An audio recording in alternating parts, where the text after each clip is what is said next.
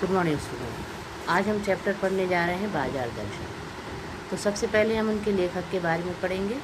उनका जन्म इनके जो लेखक हैं वह जैनेंद्र कुमार, और जैनेंद्र कुमार ने यह एक निबंध लिखा है बाजार दर्शन। जैनेंद्र कुमार का जन्म सन 1905 में अलीगढ़ उत्तर प्रदेश में हुआ था, और इनकी प्रमुख रचनाएं परख, अनाम स्वामी, सुनीता, त्यागपत्र, कल्याणी, जयवर्धन, मुक्तिबोध, वातायन, एक रात, दो चिड़िया, फांसी, नीलम देश की राजकन्या, विभिन्न। इसके अलावा इनके जो प्रमुख पुरस्कार मिले हैं, साहित्य अकादमी पुरस्कार, भारत भारती, भारत सरकार द्वारा पद्म विभूषण से भी सम्मानित किया गया। इसके बाद बता रहे हैं कि ये हिंदी में प्रेमचंद के बाद सबसे महत्वपूर्ण कथाकार के रूप में प्रतिष्ठित हुए हैं जैनेंद्र कुमार, और अपने उपन्यास और कहानियों के माध्यम से उन्होंने हिंदी में एक सशक्त मनोवैज्ञानिक कथा धारा का प्रवर्तन किया। परख और सुनीता के बाद 1937 में प्रकाशित त्यागपत्र ने मनोवैज्ञानिक उपन्यासकार के रूप में प्रभूषित किया। इसके बाद इनकी वही रचनाएं बताई गई हैं। कथाकार होने के साथ साथ जैनेंद्र की पहचान अत्यंत गंभीर चिंतक के रूप में भी रही। बहुत सरल और अनौपचारिक से दिखने वाली शैली, अपनी गांधीवादी चिंतन दृष्टि का जितना सुष्ठु और सहज उपयोग वे जीवन जगत से जुड़े प्रश्नों के संदर्भ में करते हैं। और इनने जो बाजार दर्शन जैनेंद्र का एक महत्वपूर्ण निबंध है, जिसमें गहरी वैज्ञानिकता और साहित्य सुलभ लालित्य का दुर्लभ संयोग देखा जा सकता है। इसमें जो प्रस्तुत निबंध है बाजार दर्शन, इसमें बताया गया है कि बाजार के उपयोग, सदुपयोग, दुरुपयोग पर सूक्ष्म चिंतन प्रकट किया है जैनेंद्र कुमार। लेखक ने सार रूप में यह मत प्रकट किया है कि बाजार मनुष्य की आवश्यकता पूर्ति का साधन है, शोषण, दिखावे या अहम पूर्ति का नहीं। मतलब जो बाजार है वह मनुष्य की आवश्यकता की पूर्ति के लिए है, पर मनुष्य क्या करता है, दिखावे में आके अपने अहम की पूर्ति के लिए बाजार में जाकर अपना खर्च कर देता है। तो इसमें सबसे पहले उन्हें मित्र द्वारा फालतू खरीद। लेखक के एक मित्र थे, वह बाजार से मामूली चीज़ खरीदने गए, परंतु लौटे तो साथ में बहुत सारा बंडल। तो वो अपने और दोष देने लगे अपनी श्रीमती जी को। कहने लगे कि श्रीमती जी के ओट में खुद ने ही इतना सारा सामान खरीद लिया। ऐसी फालतू खरीद के पीछे एवं अन्य तत्व, मनी बैग, पैसे की गर्मी, पैसा पावर है, उसका प्रदर्शन करने के लिए लोग अपने आसपास सामान, बंगला, कोठी, कार इकट्ठा कर लेते हैं। लेकिन कुछ लोग पैसे को पावर मानकर उसे जोड़ने में ही लगे रहते हैं, फिर पैसे को जुड़ा हुआ देखकर फूले फूले रहते हैं। उक्त मित्र ने बताया कि खरीद के सामान का कारण सारा मनी बैग खाली हो गया। मतलब मित्र जो था वह फालतू सामान खरीदने गया और फालतू सामान लेके, जबकि लेने कुछ और गया था। ठीक है। और दूसरा कारण है बाजार का आकर्षण।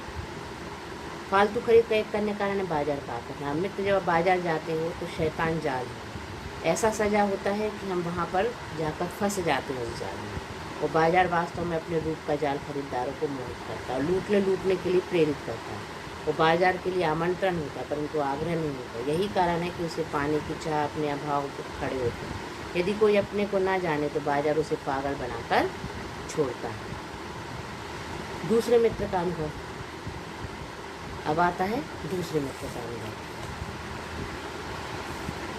एक अन्य मित्र दोपहर को बाजार गए, ठीक है, और शाम को लौटे बिल्कुल खाली हों।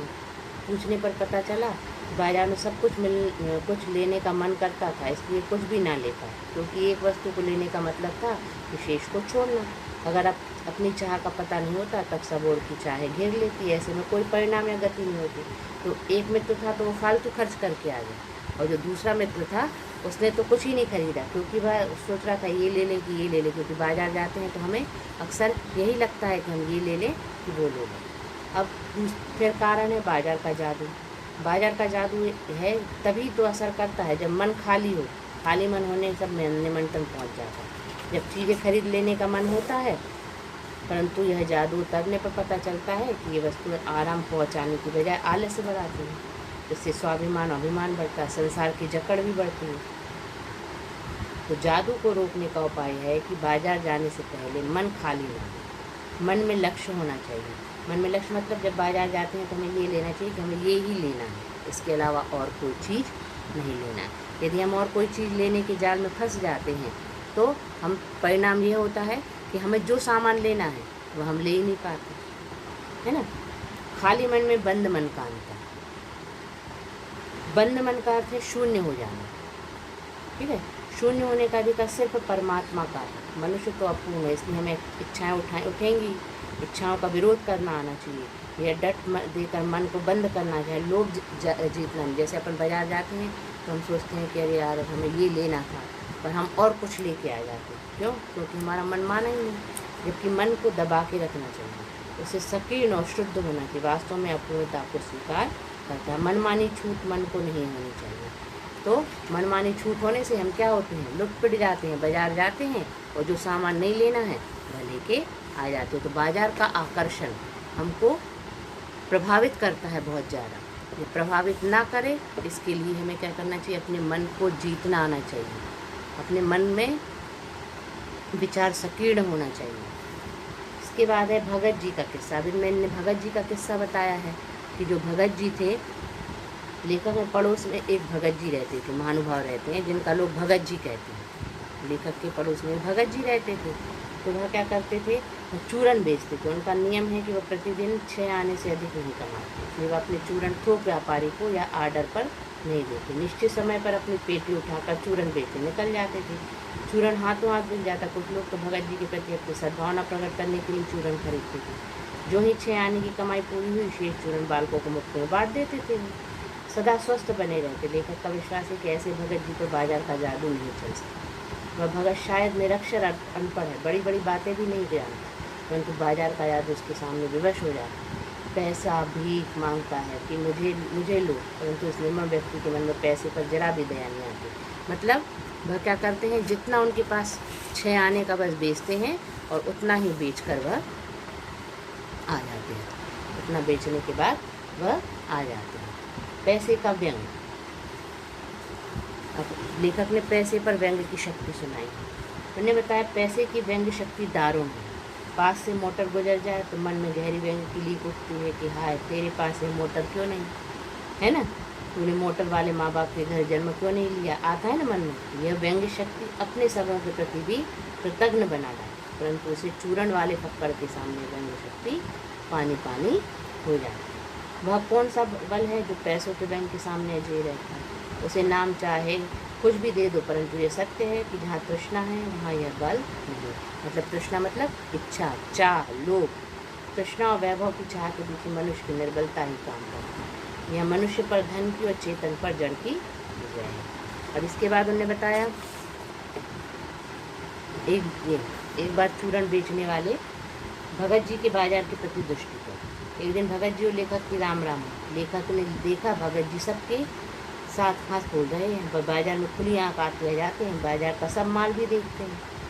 उनके मन में सारे सामान के प्रति आशीर्वाद का ही भाव है, विद्रोह का नहीं है, क्योंकि उनका मन भरा हुआ है। जब मन भरा हो तो अपन बाजार भी जाएंगे तो अपन वह चीज़ नहीं लेंगे। खुली आँख, तुष्ट मन और मग्न होकर सारे फैंसी स्टोर छोड़कर पंसारी की दुकान पर जीरा, काला नमक आदि खरीदते हैं और चुपचाप चले आते हैं। उनके सामने बाजार तभी तक है जब तक कि जीरा चाहिए। जीरा लेते ही बाजार शून्य हो जाता है। फिर चांदनी चौक के आकर्षण बुलाते रहे या कहीं चांदनी बिछी रहे तो बिछी रहे, उसका कोई कल्याण नहीं हो सकता, क्योंकि भगत जी का मन संतुष्ट है। वह यह जानते हैं कि हमें जो चीज़ चाहिए है वही खरीद कर आ जाते हैं, चाहे वह चांदनी चौक में जाए तो उनका मन ललचाएगा नहीं। तो इस प्रकार का दृष्टिकोण है। बहुत से लोग ऐसे, जैसे सबसे पहले मित्र बताए थे कि वह पैसा भी नहीं था पर भी उनको जो सामान नहीं लेना था वह सामान लेकर आ गए थे। बाजार की सार्थकता। लास्ट में लेखक ने बताया है कि बाजार की सार्थकता मनुष्य सार्थक करता है। जो कुछ खरीदना चाहता है, जो लोग केवल पावर के बल पर बाजार को एक व्यंग दे जाते हैं, वे ना बाजार से कुछ लाभ उठा सकते ना बाजार उनको लाभ दे सकते। ऐसे लोग तो बाजारूपन और कपट बढ़ाते हैं, फिर मनुष्य में परस्पर प्रभुत्व नष्ट हो जाता है और वे ग्राहक और बेचत रह जाते हैं, मानो एक दूसरे को ठगने की ताक नहीं। ऐसे बाजार में शोषण बढ़ता है, कपट सफल होता है, निष्कपट मारा जाता है। ऐसा बाजार मानवता के लिए विडम्बना है। जो ऐसे बाजार का पोषण करते हैं वह अर्थशास्त्र सरासर अंधा है, माया भी है, अनीति शास्त्र है। तो कवि ने, लेखक ने बताया है कि 2-3 प्रकार के लोग होते हैं बाजार दर्शन में। कि कुछ लोग ऐसे होते हैं, जैसे लेखक के एक मित्र थे, वह बाजार गए जबकि उनको लेना था कुछ और सामान और इतना सारा सामान लेके आए, और दोष किसको देने लगे? अपने श्रीमती जी को, कि इन्होंने ये सामान खरीदा। और दूसरे, और बाजार तो हमें ललचाने के लिए ही होता है। बाजार मतलब बाजार का आकर्षण ललचाने के लिए होता है कि लोग आए और यहाँ पर ना सामान खरीदे, और जो ना लेना हो वह भी ले आते हैं और फिर घर आके पछताते हैं कि ये मैंने क्यों लिया। तो इस प्रकार लेखक ने बाजार के माध्यम से कुछ लोगों का बताया कि कुछ लोग ऐसे होते हैं कि वो बाजार में जाके ललायत हो जाते हैं और जो ना लेना हो वह ले लेते हैं, ठीक है। और कुछ के बारे में ऐसा बताया कि उनका मन बिल्कुल संतुष्ट रहता है, ईर्ष्या नहीं रहती, तृष्णा नहीं रहती, उनको जो सामान चाहिए रहता वही सामान लेकर अपने घर आते हैं। तो आपको समझ में आ गया होगा ये चैप्टर। Thank you.